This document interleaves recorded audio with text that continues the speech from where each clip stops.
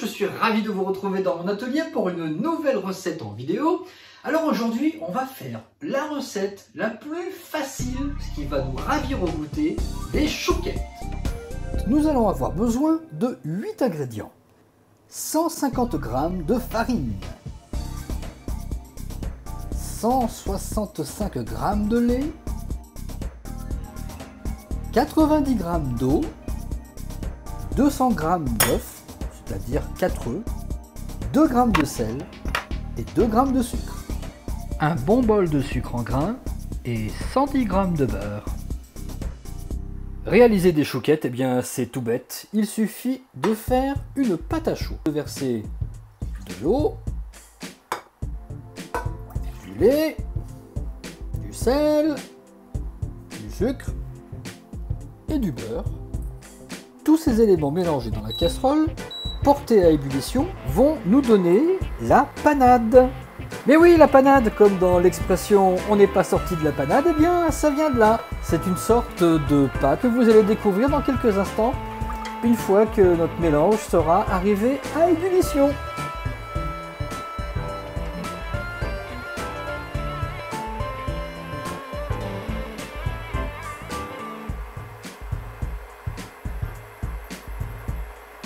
Quand nos liquides et le beurre fondu sont arrivés à ébullition, eh bien nous allons précipiter dedans toute notre farine d'un coup. Et on touille, on touille, on touille. Sous l'action du liquide bouillant, notre farine va s'épaissir. C'est ce que l'on appelle l'emploi d'amidon. Et donc, devant nous, nous avons la formation de ce qui s'appelle la panade. Une fois que nos liquides ont bien été absorbés par la farine, on met la panade de nouveau en cuisson, ou plus précisément en desséchage. À l'aide d'une spatule, il faut brasser très régulièrement la panade. On est en train donc de dessécher cette pâte. On fait sortir le plus possible d'humidité sous l'action de la chaleur. Il ne faut surtout pas laisser s'accrocher la panade au fond de la casserole. Une fois qu'elle a suffisamment dégagé d'humidité, on la retire du feu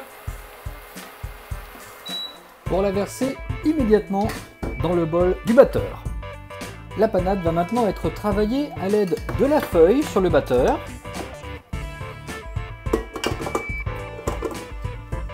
Pour la faire refroidir le plus vite possible.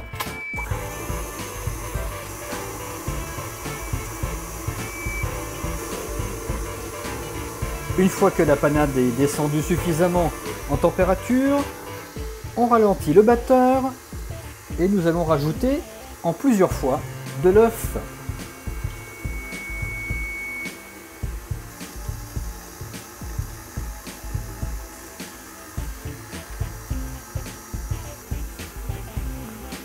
En mélangeant progressivement nos œufs avec la panade, la pâte à choux est en train de se former. Allez hop, une dernière lichette pour la route.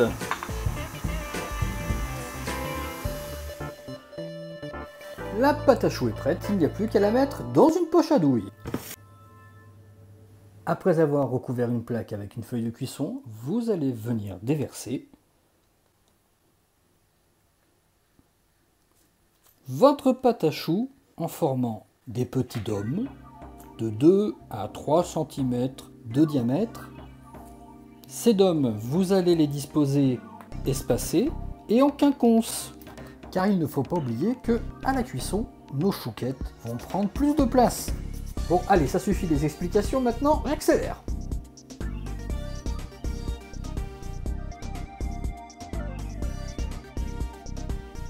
Il ne reste plus qu'à recouvrir cette pâte à choux de sucre en grains. Et là, on y va. Allez, hop, vas-y, tiens, hop, hop, hop, hop.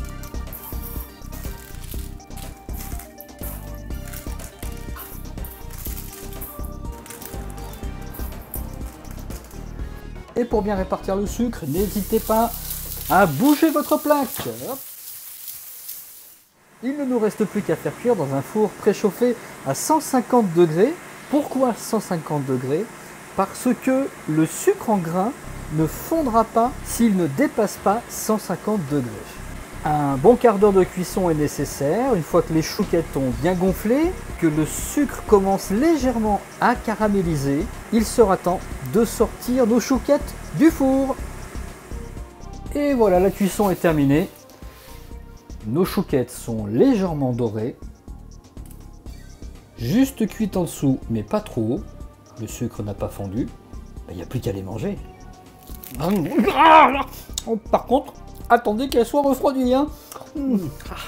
Bon, merci d'avoir regardé cette vidéo. N'hésitez pas à la partager et à vous abonner à la chaîne On n'est pas dans la panade.